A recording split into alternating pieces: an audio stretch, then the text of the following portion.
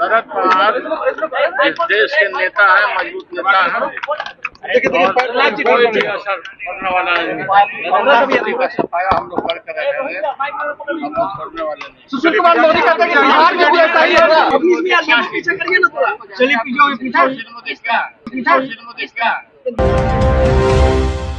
नमस्कार, आप देख रहे हैं गणदेश बिहार और मैं हूं आपके साथ मुस्कान। एक बार फिर से हम हाजिर हैं अपने मिशन 2024 के साथ। आज हमारे साथ कुछ खासियत बात करेंगे। हमारे साथ मौजूद है सीनियर जर्नलिस्ट सरोज सर। बहुत बहुत स्वागत है सर आपका हमारे शो में। महाराष्ट्र में सियासत गरमाई हुई है और कहीं ना कहीं उसके बाद सबकी निगाहें जो हैं वो बिहार पर टिक गई हैं। सही बात।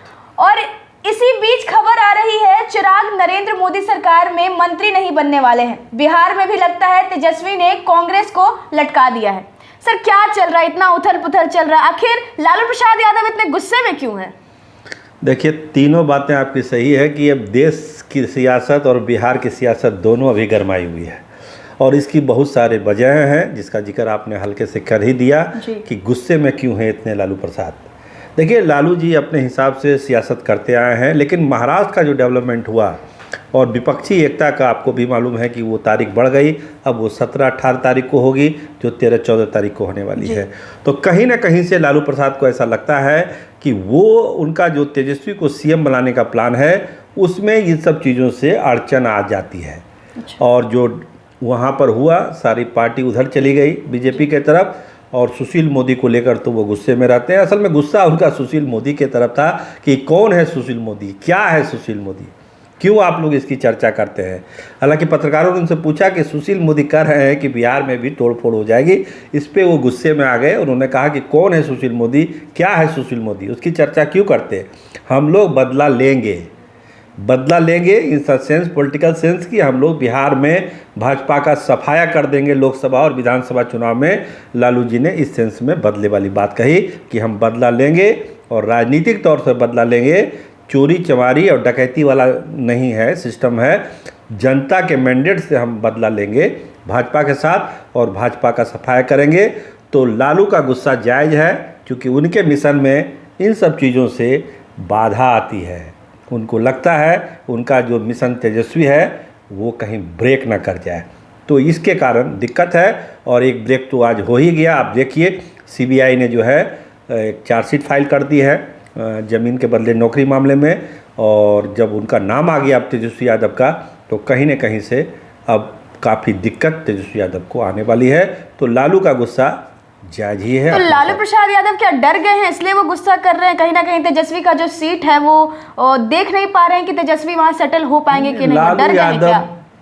तो बहुत दुनिया देखी है, लालू यादव ने बहुत सारे उतार चढ़ाव देखे हैं। उस तरह की चीज़ें नहीं है कि वो डरने वाले हैं। डरने वाले पॉलिटिशियन लालू प्रसाद नहीं है। लालू का अपना हनक है, अपने हिसाब से वो राजनीति करते हैं। लेकिन कुछ डेवलपमेंट ऐसे हो जाते हैं राजनीति में जिसको लेकर कहीं ना कहीं से एक क्या बोलते हैं उसको चिढ़ हो जाती है। एक उसी चिढ़ का परिणाम में उन्होंने कहा कि कौन है सुशील मोदी, क्या है सुशील मोदी, बस इतना ही मामला है। सर, चिराग के मंत्री बनने का क्या पेच है? देखिए, बहुत दिनों से चर्चा है कि चिराग पासवान को नरेंद्र मोदी सरकार में मंत्री बनाया जाए जी। बहुत चर्चा है, दिल्ली में भी चर्चा थी। हम लोग दिल्ली गए थे तो वहाँ भी चर्चा थी, पटना में तो चर्चा होती ही होती है। तो जो एक विस्तार होना है, संभावित विस्तार, हम बता दें अपने दर्शकों को कि देखिए, अभी विस्तार की जो बात कही जा रही है, अभी 7 तारीख तक प्रेसिडेंट जो हैं दिल्ली में नहीं है, उनका बाहर का कार्यक्रम है। तो 7 तारीख तक तो विस्तार होना नहीं है जी। और 12 तारीख के बाद नरेंद्र मोदी देश में नहीं है। तो जो विस्तार का जो डेट है वो 9 से समझिए 11 के भी 2-3 दिन ही बचता है जिसमें विस्तार की कोई गुंजाइश है। लेकिन चिराग पासवान के संदर्भ में अगर हम लोग बात करें तो चिराग पासवान के लोगों ने उनको ये समझाया है कि भाई मंत्री ठीक है। देखिए, एक तो पहले उनकी जो शर्त है चिराग पासवान की कि पारस जी को आप बाहर कीजिए तब हमको मंत्री बनाइए। अगर मंत्री हमको बनाइए भी तो कैबिनेट का मंत्री बनाइए। जो सुनने सुनाने में आ रहा है, सुनी बात बता रहे हैं हम, कितनी इसमें सत्यता है पता नहीं, कि उनको मिनिस्टर ऑफ स्टेट बनाया जा रहा है इंडिपेंडेंट चार्ज को लेके। अच्छा। तो उनको कहना है कि जब पारस जी को आपने कैबिनेट मंत्री बनाया तो हमको आप स्टेट मंत्री कैसे बना सकते हैं, हमको भी कैबिनेट मंत्री बनाया जाए। ये इनके तरफ से, और इनकी बहुत सारी चिराग पासवान की शर्तें हैं। देखिए, दिक्कत दोनों तरफ से है। ऐसा नहीं है कि चिराग एकदम उत्साहित हैं कि उनको मंत्री बना ही दिया जाए। उनकी जो अपनी शर्त है कि पारस जी को बाहर कीजिए, हमको कैबिनेट मंत्री बनाइए, और जो लोकसभा सीट वाला मामला सब है वो तो अपने आप में है ही कि इतनी सीटें, हमको 6 सीटें चाहिए लोकसभा की। तो ये सब चीज़ें चिराग पासवान की तरफ से कंडीशन है, और भाजपा भी चाहती है कि मंत्री बने वोट बैंक को लेके, लेकिन कहीं तारतम्य बनता हुआ दिख नहीं रहा है।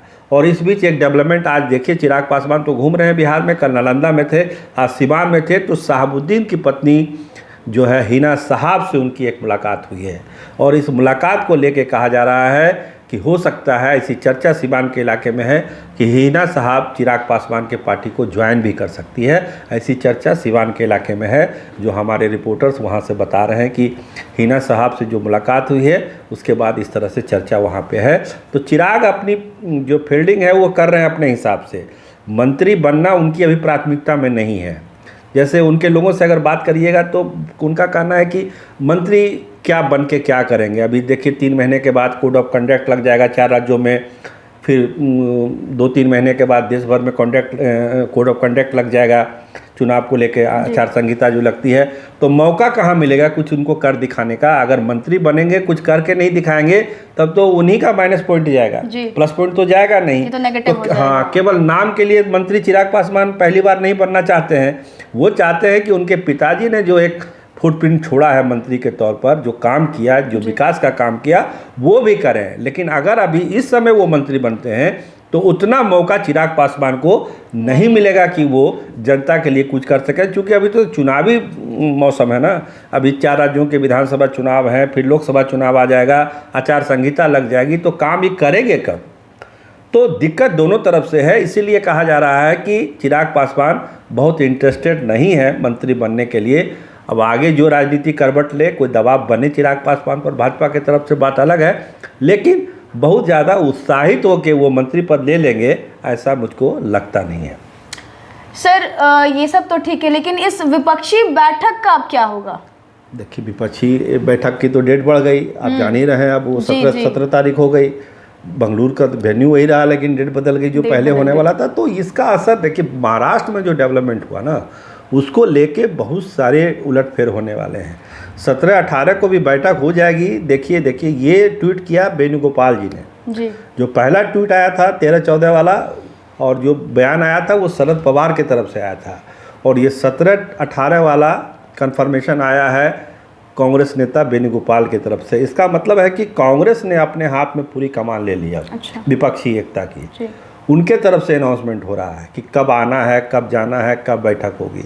मतलब साफ है कि कांग्रेस लीडिंग रोल में ही है। जो पटना में जो एक लाइन सेट हुई कि भाई वही दूल्हा है राहुल गांधी, उसको ही सबको मानना पड़ेगा। अब इस टर्म कंडीशन में बंगलुरु वाली बैठक में कितने लोग आते हैं, शरद पवार की पार्टी का क्या हाल हुआ, सब देख रहे हैं। तो सब अपने अपने हिसाब से अपने विधायकों को, अपनी पार्टी को बचाने में भी लगे हुए हैं। विपक्षी एकता पर कितना वो फोकस दे पाएंगे ये तो अभी कहना बहुत जल्दबाजी है।